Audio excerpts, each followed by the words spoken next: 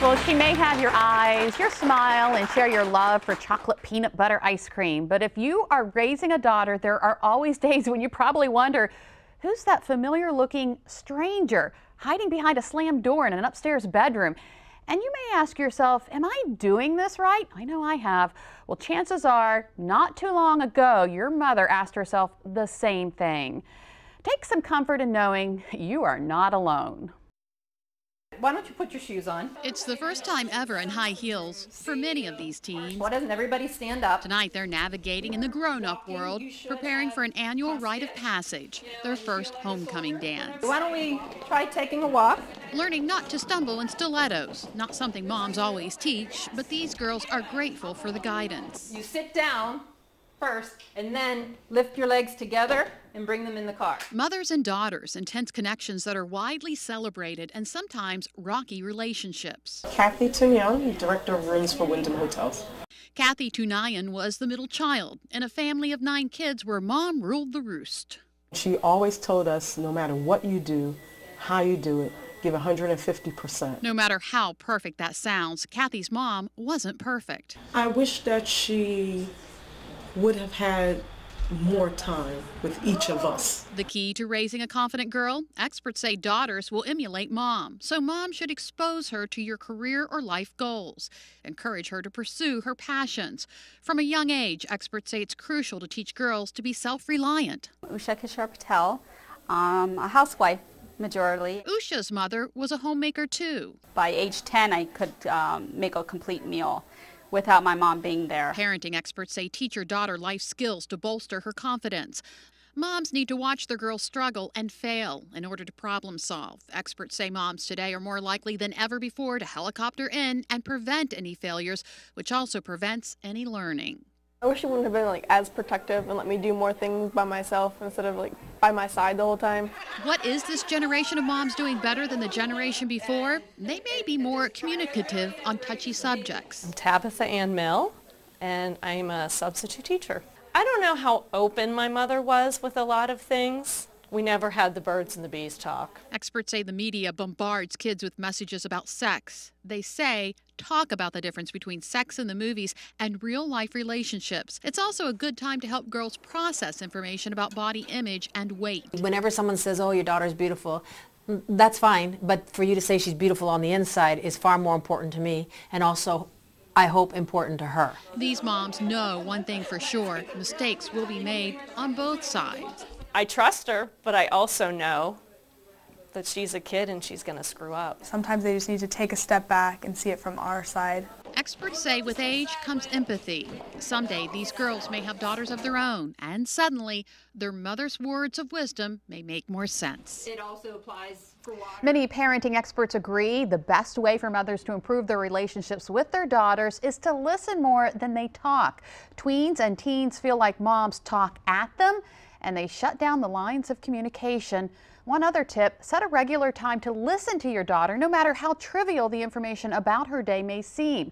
Experts say it leads to conversations about more important issues. Well, communication may start a lot earlier than what you might think. Imagine at just 6 months old, your baby could tell you what he or she wants by using sign language. No more guessing why your baby is fussy. Joining us today to tell us more about this way of communicating with baby is WBOC's Lisa Bavis. Hi, welcome to the show. Okay, before we dive into this, you are just weeks away from having baby number 2. How's it going? It's been good. Yeah, about 4 weeks away. December 18th is my due date. So we're anxiously counting down the days. You know, this time they sort of are like, it could happen anytime now. Oh, yeah. So I need to pack my hospispital bags. So. Yeah, you probably do. It wouldn't hurt. Okay. Install the car seat. So tell us that, oh, there's the picture right there with baby number 1, Abigail. How old is she now? She is almost 19 months, so she'll be 20 months when baby number 2 is born, hopefully, around 20 months. She's adorable. Is she excited about baby number 2? She's still a little bit too young to understand what's happening, and she kind of has noticed that mommy's tummy's a little bit bigger, and she puts her hand on it, but I'm trying to tell her baby's in my belly. She doesn't quite get it. She will. Oh, she will. Okay, so let's talk about this alternative way of communicating with baby. Well, some parents are teaching their children sign language, which, you know, I mean, for me, I wish I had started doing that a little bit younger because, you know, Abigail could walk over to the pantry and she'll kind of just go, eh, and I sort of understand that that means that she wants something to eat. But some parents are teaching their children actual sign language, the sign to eat or the sign for more, and it helps to communicate with your child. Yeah, so and this is helpful for parents, isn't it? Well, some parents say that, you know, instead of seeing their child cry, the child actually does the sign, and so they don't have that disconnect where you don't know what the child wants. Do they want milk? Do they want a bottle? Do they want something else? So this allows parents, and of course there's that aha moment when you're so proud of seeing, you know, you've worked so hard to teach the sign language and you're so proud of seeing your child do it. And here's what one of our parents had to say.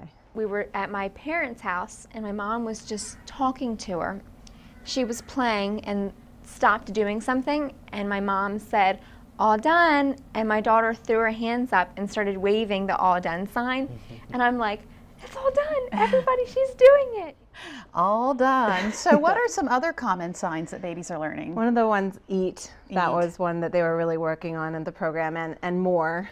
And a lot of the symbols were about food. They say that because children sort of are, you know, inspired by eating at that age, that is one of the easiest way to teach them signs is when they're eating. Okay, just like anything else, there are critics. Yes. So what are they saying? So some critics say that by teaching them sign language, it doesn't allow them to develop verbal skills. But a lot of the parents I spoke with said that they developed verbal skills sooner because they were talking to them constantly. Do you want more? Do you want to eat? Are you all done? And so the children were developing sentences even faster.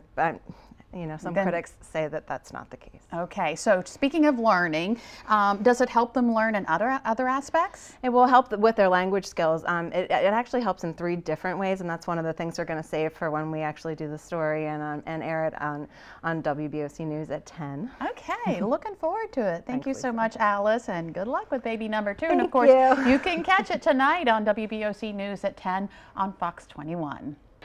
Baby animals have helped make a local wildlife photographer a celebrated best-selling author. But it's not just wildlife that ends up in Kevin Fleming's camera lens. Find out how his 40-plus year career got started, how it took him around the world, and why he prefers to be on Delmarva. Plus, we learn a little about bird watching on Delmarva. An inside look at why those at the Blackwater Wildlife Refuge love this time of year.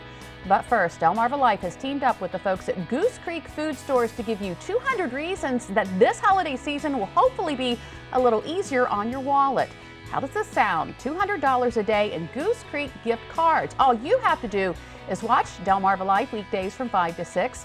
We will ask you one question about something that happened in the previous day's show, then call 443-880-9200.